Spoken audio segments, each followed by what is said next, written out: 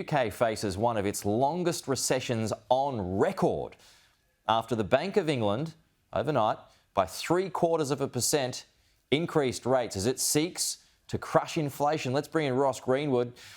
I've never really had it laid out so clearly from all of the overseas countries at the moment that this is going to be a longer than initially feared, baked-in recession period, Ross. Is the greatest fear of our government and the Reserve Bank about to be realised here too? Well, it could very well be. The interesting part about this is it's quite clear that around the world there is a fight against inflation, even at the risk of recession and a deep recession. It's seen really that inflation is a worse economic outcome than having a recession or an economic downturn. And so the idea is to try and jack these interest rates up as quickly as you possibly can to suppress demand. It seems odd because what you're doing is adding to the cost of mortgages in order to stop people from spending in order to try and get the inflation back down. The problem is, of course, that energy prices around the world are causing real problems. But just for a bit of a lesson on this as to why inflation is seen to be worse than a recession or an economic downturn, let's go to Andrew Bailey, who is the head of the Bank of England. Today we've increased bank rate by 0.75 percentage points to 3%. This is the 8th consecutive increase in bank rates since December of last year. We've raised rates by a total of 2.9 percentage points during that period. These are big changes. They have a real impact on people's lives. So why are we doing it? And why are we doing it now when so many people are already struggling with higher energy and food prices and other bills? Well, quite simply, we're increasing bank rate because inflation is too high, and it's the bank's job to bring it down. So what about here, Ross? The Reserve Bank is raising by 0.25% when you've got the US and the UK raised by 0.75%. So is there a danger we're getting left behind?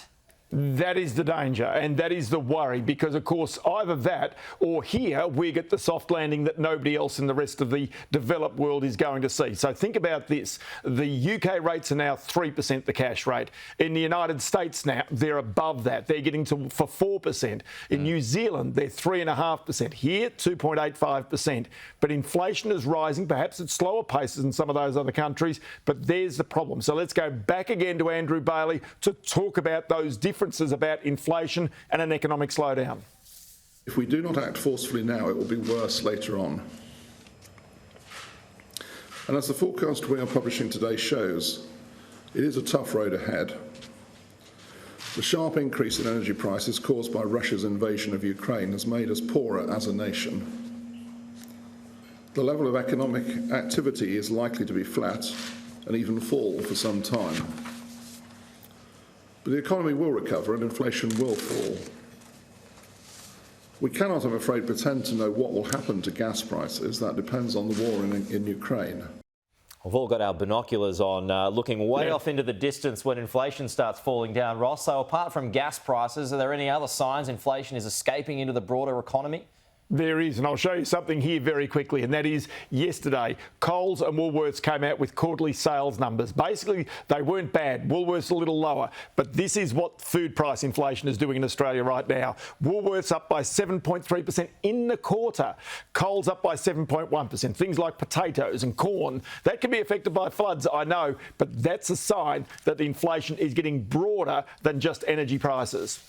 Just a final one here, Ross, but does a bit of inflation really matter? Why risk trashing the economy for the sake of inflation?